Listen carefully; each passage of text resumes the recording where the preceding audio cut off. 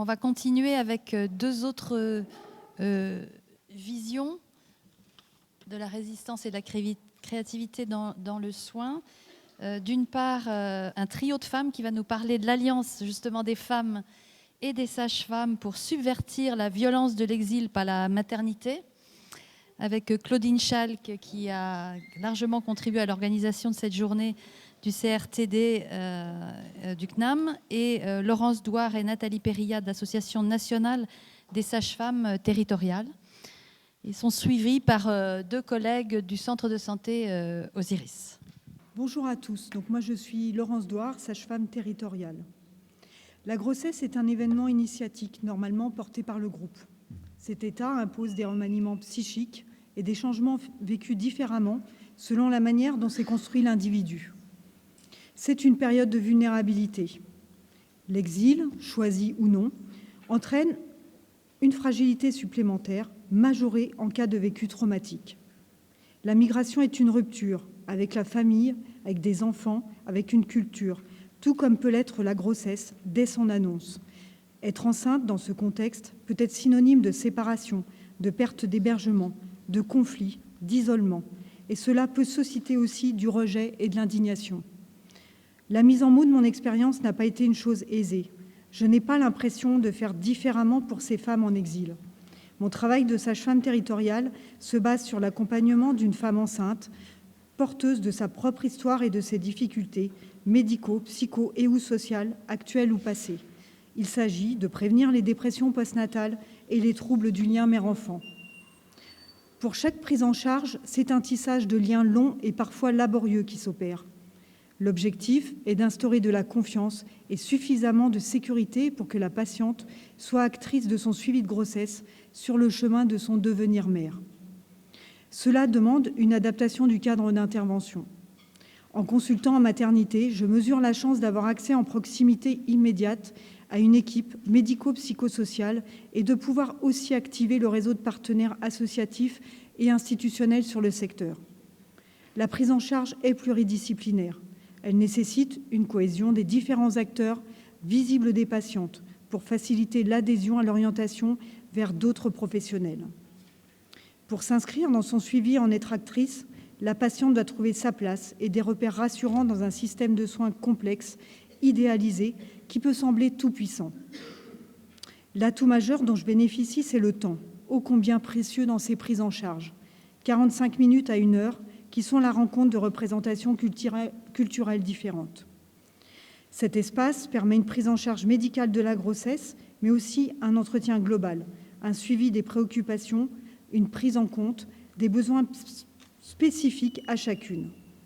Ce temps favorise la possibilité d'une écoute particulière des mots, MOTS, des silences, des ressentis du quotidien. Avoir du temps, c'est aussi pouvoir recevoir malgré les retards et le suivi chaotique. Derrière chacun d'eux, il y a une explication. En premier, celle de l'hébergement lointain, mais pas seulement, car même sur Paris, il faut prendre les transports pour se déplacer. Pour se le permettre, il faut un ticket, et si on n'en a pas, il faut affronter la terreur des contrôleurs ou rebrousser chemin pour les éviter. La violence conjugale ou l'autorité d'un hébergeant peuvent aussi être une explication. Qu'est-ce que cette femme a dû mettre en œuvre pour arriver malgré tout? Et cette autre femme aux prises avec l'insomnie et les cauchemars. Avoir du temps, c'est aussi pouvoir accompagner physiquement la patiente pour la prise du prochain rendez-vous, le bureau de l'assistante sociale, le poste de soins de l'infirmière et aussi présenter la psychiatre ou la psychologue du service. Parfois, on manque de temps, lorsque l'entrée dans le soin est tardive, parfois la veille de l'accouchement. La barrière de la langue est un obstacle à franchir. Google Translate ne peut pas tout. La nécessité de faire appel à un tiers est pour moi la plus grande des frustrations. Ne pas avoir accès directement à ces femmes me fait penser que je ne peux pas répondre à leurs besoins propres. Surtout lorsque le traducteur répond à sa place et ne prend pas la peine de traduire mes questions et explications. Heureusement, il n'y a pas que le langage des mots, il y a les regards et les gestes qui peuvent être utiles et porteurs de sens. Pouvoir prendre le temps, c'est aussi pouvoir respecter celui des patientes, notamment pour aborder l'examen clinique qui succède à l'entretien. La grossesse est souvent l'occasion d'une première rencontre avec un professionnel de santé. Ce suivi médical technique peut être vécu comme traumatique, intrusif. Et parfois, cet examen est impossible. Il faudra aider cette patiente au fil des mois pour qu'à son rythme, elle mette en œuvre ses propres stratégies qui lui permettent un examen obstétrical complet, en position gynécologique et ensuite l'accouchement. Aborder le corps par le toucher ou juste le regard, c'est avoir accès à ce qui n'a pu être formulé. Le corps est porteur de stigmates, des cicatrices du passé et explique parfois les mots MAUX. C'est aussi à ce moment que la parole peut se libérer. Tous ces mots, ce corps porteur de symptômes, c'est un peu le messager qu'il faut écouter. Tous ces mots dus à la grossesse, nausées, pyrosis, que l'on pourra apaiser par une prescription ou juste une prise en compte, mais aussi les douleurs, une perte d'appétit, l'anxiété, l'insomnie. À la palpation de l'utérus, à l'écoute des bruits du cœur de bébé, ce dernier est évoqué. C'est un soulagement souvent pour ces futures mamans d'entendre que malgré leurs difficultés quotidiennes, malgré leur épuisement, leur corps meurtri, leur mal-être, le bébé se développe. Fréquemment, elles sont aux prises avec l'inquiétude et la culpabilité vis-à-vis de ce futur bébé pour lequel elles imaginent un autre horizon. Il faut les rassurer et les aider à reprendre, prendre confiance en elles, à ne pas douter de leur capacité en tant qu'individus et en tant que futures mères. Elles ont un savoir qui leur vient de leur culture et de leur famille, qu'elles vont transmettre à leur tour, une expérience acquise qu'il faut valoriser. Prendre en compte cela, c'est favoriser l'empowerment. C'est pas important qu'elles aient confiance dans les choix qu'elles font pour elles-mêmes et pour leur futur bébé. Pour cela, il faut élaborer avec elles des propositions qui ont du sens à leurs yeux. C'est ainsi qu'au fil des consultations, on voit cette femme qui au départ était recroquevillée, se redresser physiquement, retrouver un port altier. Prendre en charge ces patientes, c'est s'engager, c'est-à-dire être disponible dans la continuité. Dans la mesure du possible, c'est important pour elles d'avoir le même praticien tout au long du suivi. Cela constitue un point stable dans un quotidien fait d'errance. En cas de pathologie, le suivi est assuré par l'obstétricien. Pour ne pas rompre avec l'accompagnement entrepris, j'ai l'habitude de le poursuivre en parallèle par des rendez-vous réguliers, en maternité ou en visite à domicile. Ces femmes ont l'art de se rendre invisibles, d'entrer dans une errance cachée et dans la non-demande. J'ai choisi d'aborder ces femmes en exil comme avant tout des femmes enceintes, porteuses d'une histoire qui leur est propre. J'essaye d'être suffisamment à l'écoute pour laisser la parole libre, pour ne pas être trop intrusive. J'essaye de leur donner des pistes, des repères conformes à leurs attentes et sur lesquels elles pourront s'appuyer. Et surtout, je les aide à croire en leurs propres capacités, à croire en des projets à court terme, mais aussi à très long terme. Ne sont-elles pas arrivées jusque-là ? Ce bébé, désiré ou non au départ, peut devenir un projet de vie, une pulsion de vie, une occasion pour ces femmes de se réaliser en tant que sujet. Il me semble important de soutenir cela, mais aussi de ne pas rester seul dans ces situations. Il faut garder cette capacité de réflexion qui nous fait nous remettre en question et cultiver cette bonne distance pour ne pas être happé. Je vais vous parler de mon expérience à l'hôpital public en maternité. À l'heure actuelle, on estime qu'il y a entre 400 et 500 femmes à la rue avec leurs enfants à Paris. Lorsque j'ai réfléchi au sujet qui nous réunit aujourd'hui, j'ai réalisé qu'en tant que sage-femme, les femmes et les couples en exil que nous sommes amenés à accompagner en maternité nous incitent à la résistance et à la créativité, de façon implicite, alors que spontanément, nous n'avons pas ce sentiment dans le quotidien de notre travail. Nous avons, il me semble, plutôt le sentiment de répétition, de fatalité, alors que chaque récit de vie est singulier. Mais malgré l'authenticité de chaque situation, le couperet final est commun, à savoir trouver un hébergement pour cette femme, ce couple et ce nouveau-né de quelques jours. En tant que sage-femme, ce n'est pas mon rôle de trouver un hébergement. Et pourtant, je suis en première ligne pour signer la sortie des patientes et j'ai une responsabilité vis-à-vis de la protection de l'enfance. Actuellement, à l'Assistance publique Hôpitaux de Paris, nous nous efforçons de garder les patientes hospitalisées 30 jours après leur accouchement, si la disponibilité des chambres dans le service le permet. Je fais référence ici à l'article R 1112-27 du Code de la santé publique et à l'article 85 du règlement intérieur de l'Assistance publique Hôpitaux de Paris. À l'issue de cette hospitalisation, si aucune solution d'hébergement n'a été trouvée par le service social de la maternité, une sortie en veille sociale est proposée à la patiente, c'est-à-dire la possibilité pour la mère et son enfant de dormir dans le hall de la maternité en attendant qu'une solution soit trouvée. Ces sorties sans hébergement sont toujours vécues comme violentes et dénuées de sens pour nous, professionnels de santé qui en prenons soin. Et l'émotion est vive dans l'équipe à chaque départ, même si les assistantes sociales poursuivent leur suivi et accompagnement lorsque les patientes sont dans ce dispositif de veille sociale. Un maillage se construit pendant toute la durée de l'hospitalisation avec les assistantes sociales, les psychologues qui organisent 2 fois par mois un groupe de parole dans la maternité où je travaille et les équipes médicales et paramédicales qui se succèdent. Des liens précieux se créent, tout d'abord entre les femmes dans les situations identiques, avec un soutien, une entraide.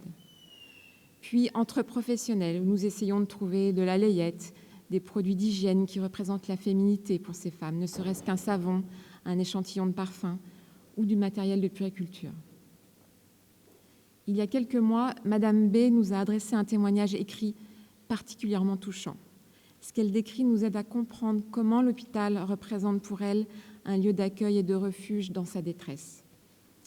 L'importance du premier contact avec la maternité, l'ancrage. Mon début, c'est ici. Je n'oublierai jamais cet endroit, dit-elle. L'importance de sa perception du relais entre les professionnels.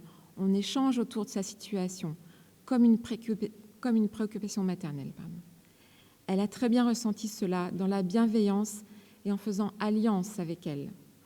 Ici, tout le monde s'occupe de moi, dit-elle. Madame B s'approprie ce lieu en lui donnant un statut si familier qu'elle fait le ménage dans le hall de la maternité, comme chez elle, car c'est sa participation à elle avec le respect des lieux qui l'ont accueillie la toute première fois. Madame B a présenté une hémorragie massive le jour de sa sortie en veille sociale. Elle n'aurait peut-être pas survécu si cet événement gravissime s'était produit à un autre moment et si elle n'avait pas été encore présente à l'hôpital. Comme si le corps, en manifestant des signes de détresse majeure, traduisait l'incapacité à quitter un lieu qui représente la sécurité matérielle et affective pour cette femme et cet enfant. On est ensemble. Mon corps quitte ici, mais mon cœur reste ici, dit Madame B. Une autre situation m'a particulièrement émue récemment. Cet exemple montre bien aussi comment le psychosomatique peut s'exprimer de façon très forte dans les suites de couches. Je prends une garde de nuit en suite de naissance un vendredi soir. Dans la journée, l'assistante sociale du service est venue annoncer à Madame K qu'elle va devoir bientôt sortir en veille sociale avec son bébé et son mari, car aucune solution n'a pu à ce jour être trouvée avec le SAMU social. Ce soir-là, Madame K présente des maux de tête très importants et une tension artérielle élevée. Cet accès d'hypertension a perduré plusieurs jours et nous avons dû la garder et instaurer un traitement. Le surlendemain de cet événement, le mari de Madame K a voulu me voir. « Nous ne valons rien aux yeux de la société en tant que migrants et vous avez soigné ma femme. Je vous en suis très reconnaissant, m'a-t-il dit, tout en me remerciant chaleureusement car je m'étais occupée de sa femme en lui faisant une prise de sang, en appelant le médecin de garde. Alors que moi, je n'avais fait que sincèrement mon travail en toute présence auprès de cette femme. Dans mon quotidien de sage-femme, voici ce que je pourrais qualifier d'acte de résistance. Refuser de faire sortir une patiente sans solution d'hébergement un week-end en pleine canicule alors que les assistantes sociales ne sont pas présentes à la maternité. Encourager l'allaitement maternel exclusif pour ces femmes, même si l'on connaît toute la complexité des représentations. Les laits maternisés sont le reflet de la richesse pour elles, la plupart du temps. Refuser de signer la sortie seule en tant que sage-femme, mais plutôt la réaliser avec d'autres professionnels, avec l'assistante sociale, le médecin, en équipe. En termes de créativité, il me semble que notre responsabilité en tant que professionnels de santé est d'échanger entre nous et de se soutenir entre collègues et de créer davantage d'espaces de parole tels que nous le faisons aujourd'hui pour révéler la situation actuelle de ces femmes et les rendre davantage visibles dans nos réseaux personnels, autour de nous, voire même auprès des commerçants de notre quartier, mais aussi ce que relaient les médias, la presse, ou simplement un roman comme celui de Laetitia Colombani, Les Victorieuses, pour venir réveiller les consciences. À l'hôpital, le soutien par les psychologues est indispensable, car il nous apporte une analyse et une objectivité nécessaires pour nous aider à poursuivre notre travail. Chaque situation bouscule les professionnels. Tout ce que nous pouvons partager entre nous est une forme de créativité. Le contact avec ces patientes, l'importance du toucher, la communication et les petites attentions, tout cela compte énormément et nous devons garder cela à l'esprit pour pouvoir poursuivre notre accompagnement auprès de ces femmes et de leurs bébés.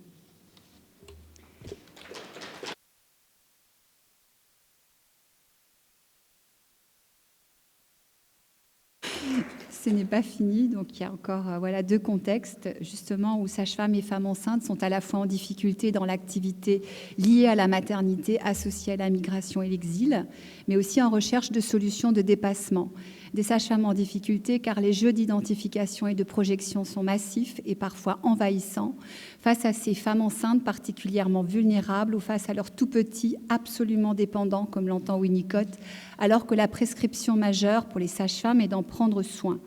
Des femmes enceintes ou des mères migrantes en double vulnérabilité, selon Marie-Rose Moreau. D'une part, à cause des bouleversements et des remaniements identitaires que suscite toute maternité, si bien que le pédopsychiatre Racamier l'avait comparé point par point à la crise d'adolescence et lui avait donné un nom, la maternalité, de maternelle, maternité et natalité, c'est-à-dire une crise identitaire maturative, corporelle et psychique, plus ou moins bien traversée, en fonction d'événements actuels, mais aussi passés, tel le vécu infantile et surtout la relation avec sa propre mère. Le psychisme y est singulier avec ce que Winnicott appelle la préoccupation maternelle primaire, c'est-à-dire qu'il est tellement sensible et accessible qu'il en est transparent pour Monique Budlowski, soit normalement anormal, alors que se développe chez la mère un état de vigilance et de préoccupation exceptionnel dont le bébé a besoin pour survivre en sa dépendance absolue. Cette vulnérabilité liée à la grossesse et la maternité, d'ailleurs juridiquement reconnue, s'accompagne pour ces femmes de celle de l'exil, car l'exil provoque lui aussi des bouleversements identitaires. Il force à rompre avec la transmission intergénérationnelle, les liens, la langue, la culture, en cette rupture intime qui ne s'efface pas même lorsque les conditions sont bonnes en terre d'accueil. Sans compter que malheureusement, bien souvent, ces femmes sont marquées par un parcours migratoire traumatique, parsemé de bien des violences, notamment sexuelles. Mais ce n'est pas de double vulnérabilité dont nous voulions vous parler, mais plutôt d'une forme de double étayage symbolique dont on peut tirer le fil. Un fil qui résiste, une sorte de corde de rappel qui peut se tisser entre femmes et sages-femmes. À l'intérieur de la relation de soins, elle peut venir mobiliser d'une part l'étayage symbolique du métier, tout en réalisant un réel accordage avec le travail symbolique lié à la maternité, à la maternalité. Car pour ces femmes, la sage-femme est d'abord une figure connue, reconnue et susceptible de les reconnaître elles-mêmes. Dans toutes les cultures, comme dans les textes les plus anciens, la sage-femme existe, même si quelquefois ses services ont été monnayants et peu bienveillants en pays d'origine pour ces femmes. La sage-femme est une sorte d'archétype culturel avec lequel résonne un imaginaire conscient et inconscient qui témoigne d'une mère en devenir, d'un enfant à venir, d'un avenir tout court, sous la forme de l'espoir d'une vie, de la vie, quelle que soit la situation. Cette figure répond aux attentes de ces femmes ainsi que le rapportent les recherches sur ce sujet, soit pour elles d'imaginer la naissance comme un nouveau départ, croire dans la possibilité d'un changement positif, chargé d'espoir, avec de meilleures conditions de vie, même si l'anxiété et les peurs sont là aussi et qu'elles devront faire face à bien des désillusions. Cette figure prend place dans l'intimité des femmes, entre sexualité, féminité et maternité, à la convergence de la vie qui persiste, qui résiste entre transmission biologique, générationnelle et culturelle. Cette portée symbolique valorise chez ces femmes migrantes leur statut de mère avec son vécu, dont la valence est d'autant plus forte qu'elle compte dans la culture d'origine. Une temporalité positive dans un temps de confusion de repères. L'interpellation d'un système de parenté rappelant ce qui a construit avec des rites spécifiques, ne serait-ce que pour donner un prénom. En même temps, tous les rapports concrets au réel, corporel et matériel sont supports de pensée et d'élaboration pour cette reconfiguration identitaire. Mais pourquoi des enfants dans une telle précarité ou après tant de violence ? Face à ce type de réflexion presque ordinaire pour nous, il est aisé de comprendre combien la maternité peut être force de subversion. Quand la sage-femme s'enquiert de qui cette femme est fille, de ses origines, sa famille, sa fratrie, ses parents, son histoire, de la vie intime liée à cette grossesse et du père, elle n'est pas intrusive et fait plus que prendre des informations sur les antécédents. Elle mobilise et relance au plus intime ce qui a construit, ce qui a été donné, ce d'où l'on vient, parfois arasé, et qui prend un statut dans la transmission pour cet enfant. La parole et le sens sont possibles pour ceux qui, avec Paul Ricoeur, se constituent en récit de soi, c'est-à-dire un récit à dimension temporelle qui rétablit un sujet non plus passif mais acteur, lorsque chaque femme est à la fois l'auteur du récit et le personnage qui le compose, avec toute la complexité de son identité personnelle. Chacune de ces femmes compte pour la sage-femme dans un temps de consultation ou de soins, avec sa force de vie et sa volonté de vivre, dans la réciprocité et dans le partage de l'évolution de la grossesse, de l'enfant à venir, dans la préparation et le corps à corps pour aider à réussir à faire naître avec l'accouchement, souvent grâce à une autre sage-femme. Et toutes ces petites choses en plus que souligne Nathalie seront prises dans les ressorts de systèmes symboliques qui encadrent et guident les pratiques, pour reprendre les mots de Dominique Lhuillier, où la sage-femme peut être mobilisée tant comme porte-parole de l'enfant, tant comme figure maternelle bienveillante ou complice, tant comme accès aux médiations du lien institutionnel et social. Mais pour garantir l'efficacité de ces systèmes symboliques, la sage-femme ne doit pas manquer à la rencontre, celle de l'autre dans la relation de soins, pour un événement qui scelle quand même l'entrée dans l'humanité. Et ce n'est pas sans risque, car elle pourrait se laisser happer par la détresse des femmes, comme dit Laurence, et se lancer dans toute forme d'aide qui épuise son temps, ses émotions et sa disponibilité. Tout comme elle pourrait ne pas s'y prêter, s'y refuser, rester auprès de ses actes sans risquer la rencontre pour se protéger, pour éviter des sentiments de souffrance, d'impuissance ou de culpabilité. Là aussi, il faudra résister, garder l'équilibre entre proximité du lien d'humanité et distance professionnelle, car au-delà de toute forme de soins ou d'aide, les enjeux symboliques n'adviennent que dans une relation authentique, c'est-à-dire en toute présence. Celle où, comme le dit Martin Buber, chaque sujet de sa place pose l'autre comme tu, alors qu'il peut dès lors se poser lui-même comme je. Celle où chacun se laisse interpeller par l'autre et où toute parole entendue attend une réponse dans l'intersubjectivité partagée. C'est alors résister dans la réciprocité, dans ce que Martin Buber appelle l'entre-deux ou Winnicott l'espace transitionnel. Résister pour préserver l'humanité de chacun, qu'il soit professionnel ou non. Et s'il faut rester humble, car rien n'est dit de ce qu'il en sera pour cette femme, cette famille ou cet enfant, aujourd'hui n'aura pas manqué pour espérer et construire demain. Merci à tous.